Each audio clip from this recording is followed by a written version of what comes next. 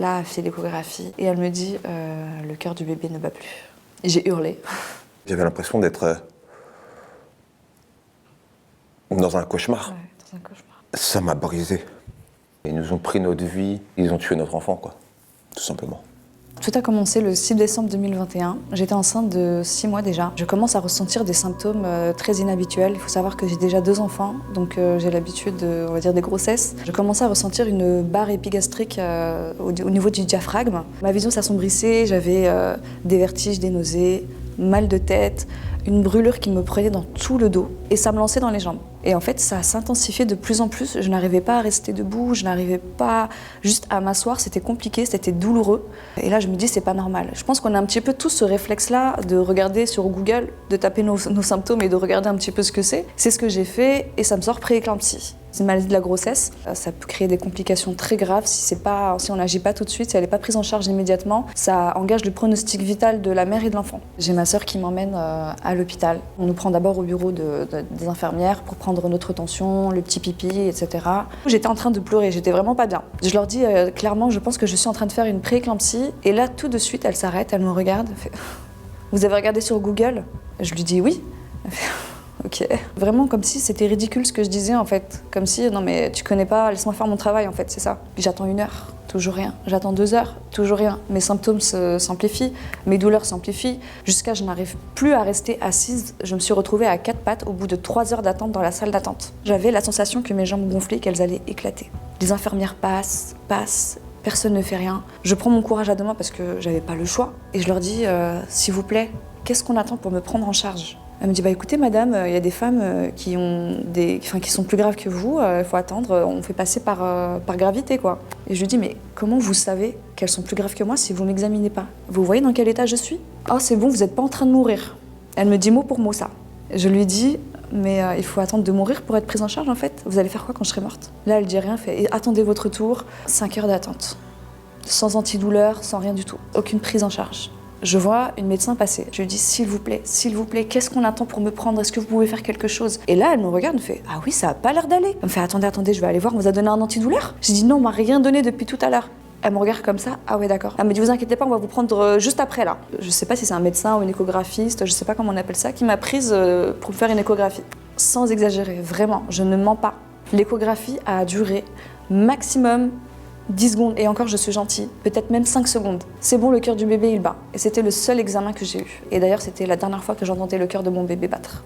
Et pour elle c'était bon, ça suffisait quoi, tout allait bien. Je le sentais au fond de moi que c'était pas normal. Et j'avais juste envie qu'on m'écoute, mais on nous écoute pas en fait. On me dit, on va vous donner un antidouleur. On me met dans une chambre et on me fait une perfusion de Acupant. Ça me met un peu dans le gaz, etc. Donc on me dit, voilà, ça va faire effet.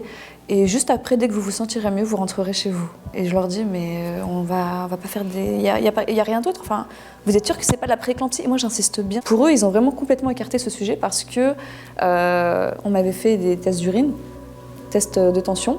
Vu que ça se voyait pas dessus, j'avais une tension normale et la protéinurie était normale.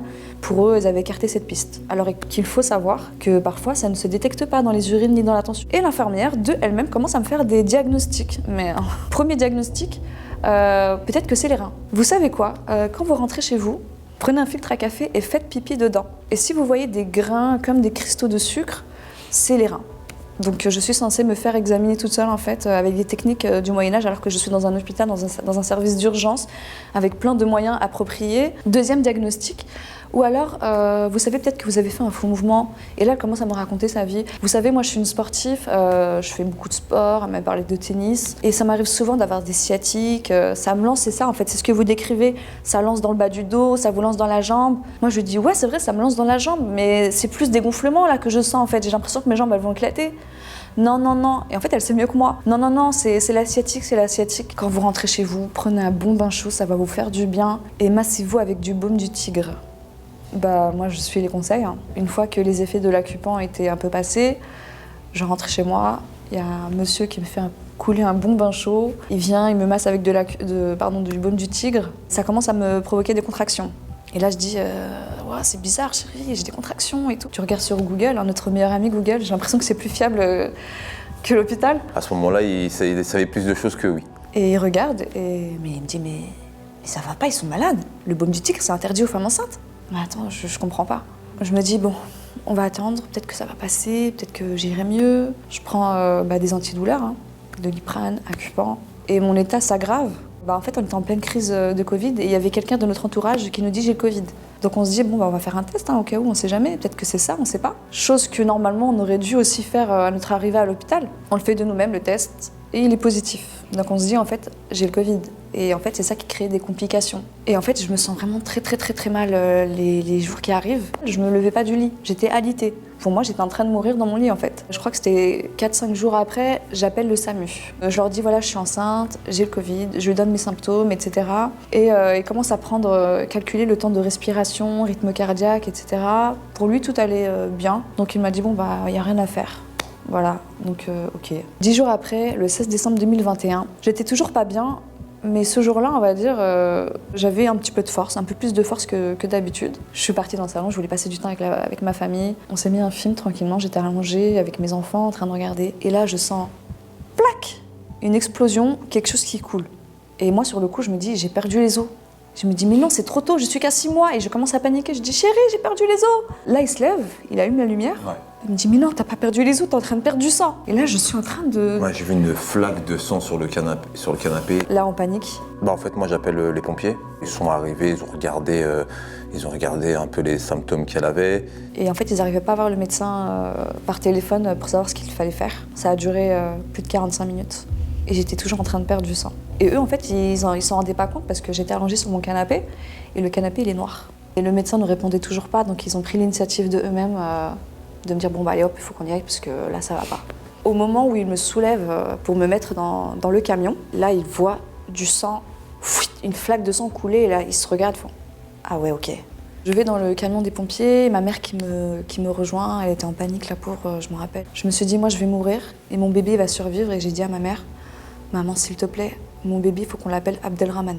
Mon mari, lui, t'as pris la moto pour me rejoindre. Ouais. Et du coup, j'arrive à l'hôpital. Elle me dit, bon, il faut qu'on fasse une échographie. Là, elle fait l'échographie et en fait, elle arrête de bouger. Et elle me dit, le cœur du bébé ne bat plus.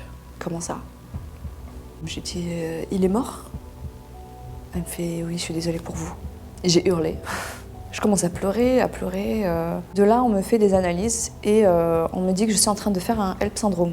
HELLP syndrome, c'est une aggravation de la pré-éclampsie. Mes organes étaient en train de se détruire et j'étais en train de mourir. On me dit qu'il faut accoucher immédiatement. Vu les circonstances, ils ont laissé ma mère et mon mari rentrer avant que j'accouche. L'infirmière, elle me dit, vous voulez leur annoncer? Et moi, j'arrivais pas à le dire. J'arrivais pas encore à me rendre compte que je venais de perdre mon bébé. Je rentre dans la chambre et je vois Radja. J'avais l'impression qu'elle était déjà morte. Elle était pâle. J'avais jamais vu une personne aussi blanche de ma vie. La médecin, elle a du mal à me dire que notre enfant est mort. Elle me l'annonce. Et en fait, j'avais l'impression d'être dans un cauchemar. Ouais, dans un cauchemar. J'étais plus dans mon corps. J'étais pas là. Ça m'a brisé. Et en fait, j'en parle plus parce que c'est trop dur. Ils se sont coupables un petit peu. Ils se disent, j'aurais dû être là moi aussi, j'aurais dû insister, j'aurais dû... Ils s'en veulent en fait. Alors que non, c'est pas de notre faute. Je m'en suis voulu aussi. Quand il t'arrive ça, tu cherches un coupable, tu cherches une cause, tu essaies de comprendre pourquoi en fait. Je trouve toujours une cause. Oui, c'est à cause de ça, oui, c'est à cause de ça. En fait, non, c'est pas à cause. C'est juste leur négligence qui a fait qu'on est arrivé à ce moment-là. Je m'étais faite à l'idée que j'allais mourir. J'ai commencé à faire la shahada, c'est l'attestation de foi pour les musulmans. Je faisais que de la répéter, je lisais du Coran dans ma tête et je me disais, je vais partir. Ouais, j'avais perdu beaucoup de sang, j'ai eu 7 perfusions, 7 poches de sang en fait. En fait, elle est restée entre la vie et la mort pendant au moins 12 heures minimum. C'était critique. Quand j'accouche, elle avait mis un seau pour recevoir le bébé. Une sorte de petit seau comme ça, j'entends plouc. Mon bébé qui tombe dans le seau comme ça, c'est une marchandise quoi. Je sais pas. Et en fait, elle le prend directement, elle lui donne à l'infirmière et moi je fais je veux le voir, je veux le voir. Elle me dit non, pas tout de suite, on vous le ramène. Là, on va vous mettre un gaz, je sais pas ce qu'elle m'a mis, pour moins souffrir. Et comme j'étais sous gaz à ce moment-là, on me ramène mon bébé. J'étais consciente, je me rappelle très bien de comment ça s'est passé. C'était un bébé en fait, il était complètement formé. Il était juste petite taille en fait. Et moi je dis non, je peux pas le prendre, je peux pas le prendre, tout bouge, je vais le faire tomber en fait si je le prends. Et l'infirmière elle insiste, elle me dit non, il faut... Prenez-le madame, prenez-le. Malgré que tout tournait, j'ai quand même pris mon bébé. J'arrête pas de regretter cet instant où j'ai re-appelé l'infirmière pour lui dire s'il vous plaît reprenez-le. J'ai pas l'habitude de confronter la mort comme ça. Et moi, dans ma tête, je me dis, un corps, il faut le garder au frais, sinon il va pourrir. J'avais peur que mon bébé il pourrisse, en fait. Et moi, j'appelle l'infirmière, je dis, s'il vous plaît, il va pourrir, sinon ramenez-le, je le verrai plus tard. Je peux revenir pour le voir? Elle me dit, oui, bien sûr, vous pouvez revenir quand vous voulez. J'ai quand même eu le temps de prendre des photos de lui à ce moment-là, et heureusement. C'est choquant après, quand on passe un bébé dans le frigo. En fait, sa tête, elle était... tourné sur le côté. En fait, tout a durci, tout s'est figé sur le côté. C'est traumatisant en fait de voir son bébé comme ça. Et vu qu'on avait dépassé le terme de viabilité, parce qu'à 6 mois un bébé c'est viable, donc il a eu le droit à un enterrement. Je me suis occupée de rien, c'était mon mari qui s'est occupé de tout. Heureusement qu'il était là. J'aurais pas pu traverser cette épreuve-là toute seule. J'étais dans le service des mamans qui avaient accouché, et tous les jours j'entendais les bébés pleurer en fait. J'avais le cœur brisé. Quand il y a les infirmières qui rentrent, etc., pour vérifier si bébé va bien et tout, elles ne prenaient pas le temps de lire le dossier. Elles se doutent pas en fait que j'ai perdu mon bébé, quoi. Et on rentre, on dit il est où bébé? Et je dis j'ai pas de bébé, il est mort. Ah, excusez-moi. Et ça arrivait chaque jour, à chaque fois. Il y a un truc que j'aimerais aussi dénoncer à ce moment-là. Je leur avais dit que j'avais le Covid, au moment où je suis arrivée. Sauf que j'étais plus contagieuse à ce moment-là. Les infirmières ne voulaient pas rentrer dans ma chambre. Et je les entendais. Ah non, je rentre pas, il y a le Covid. Non, je suis déjà rentrée tout à l'heure, c'est pas mon tour. Non, c'est à ton tour. J'avais accumulé, je crois, plus de 5 plateaux repas dans ma chambre en train de pourrir pendant plusieurs jours. Et pire encore, on m'a apporté un sac poubelle. On me l'a mis devant la chambre parce qu'elle voulait pas rentrer. Voilà, vous faites le ménage, vous nettoyez, vous jetez tout dans la poubelle. Je vais moi-même nettoyer alors que... Tu ne pouvais même pas marcher à ce moment-là. Je pouvais même pas marcher. Ça m'a traumatisée, ce qui m'est arrivé, ça m'a vraiment traumatisée. J'ai eu un rendez-vous avec le médecin pour parler de tout ça, pour avoir le compte-rendu, etc. C'était 1 mois et demi plus tard, un truc comme ça. Ouais, quelque chose comme ça, ouais. Je lui ai dit, écoutez, moi, je suis venue le 6 décembre, vu que je fais un HEP syndrome, et le HEP syndrome, c'est une aggravation de la prééclampsie.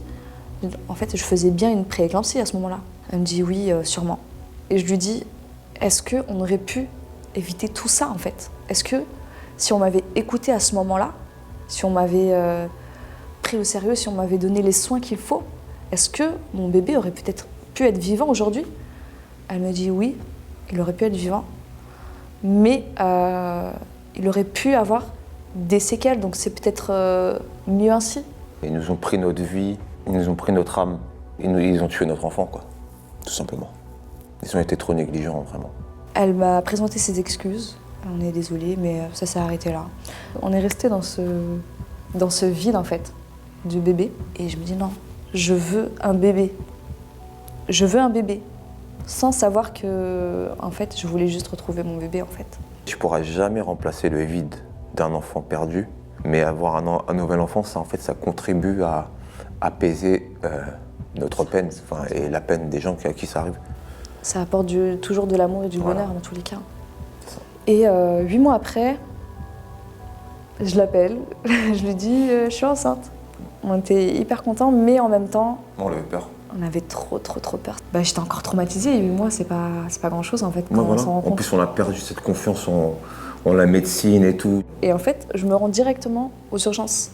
Parce que je me dis, on sait jamais, ça se trouve, je vais le perdre. Quand on a eu un HEP syndrome, il y a 50% de chances que ça recommence. Et il s'avère que je tombe sur l'infirmière qui m'a négligée la première fois. Et là, je me dis, c'est l'occasion de vider mon cœur. À un moment, je la regarde et je lui dis, vous vous rappelez pas de moi? Non. Je lui dis, je suis passée le 6 décembre 2021. Je vous avais dit que je soupçonnais d'avoir une prééclampsie. J'avais des symptômes, j'étais pas bien. Et vous avez minimisé ce que je ressentais. Et j'ai fait un HEP syndrome et j'ai perdu mon bébé. Et elle me regarde ok, mais c'est pas de ma faute, quoi. Elle se sentait pas du tout coupable, aucune compassion. J'ai même pas voulu me faire examiner ou quoi. Je suis partie et j'étais choquée parce que j'ai pas du tout eu le même traitement. Limite, ils se sont excusés à leur place. Ils étaient choqués. C'était des bons médecins, des bonnes infirmières. Ouais. Et ça, déjà, ça nous a un peu plus rassurés. Je reste convaincue que j'ai été victime de ce qu'on appelle le syndrome méditerranéen. Pour certaines personnes, les personnes typées, maghrébines surtout, comme moi, on exagère nos symptômes et soit on n'est pas assez fort pour supporter la douleur, donc on en fait trop, quoi. On est des chouchottes. Jusqu'à aujourd'hui, je pense que je n'ai toujours pas fait entièrement mon deuil. Même si on arrive à vivre avec, on n'oublie pas ce qui s'est passé et on se dit mais ça arrive à moi, ça peut arriver à plein d'autres, il faut en parler, en fait, il faut dénoncer ce genre de choses. Puis que sa mort n'est pas arrivée, on va dire, pour rien et que ça peut servir de prudence pour d'autres mamans, de mise en garde et aux hôpitaux aussi de bouger. Hasbi Allah wa ni'mal wakil. Je laisse justice à Dieu. Aux mamans, aux futures mamans, en fait, ne sous-estimez jamais une douleur. N'ayez pas peur d'aller à l'hôpital parce que vous avez peur qu'on vous dise oh, encore elle, oh, vous y allez pour rien, oh, vous en faites trop, madame, oh, vous savez, c'est normal. Non.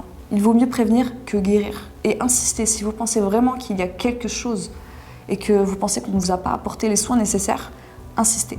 J'aurais peut-être un petit message aussi quand même pour les futurs papas. Ne surtout pas négliger vos femmes, surtout quand vous voyez qu'elles vont mal. Essayez d'être près d'elles, physiquement et mentalement surtout. Et soyez toujours attentifs à ce qu'elles vous disent.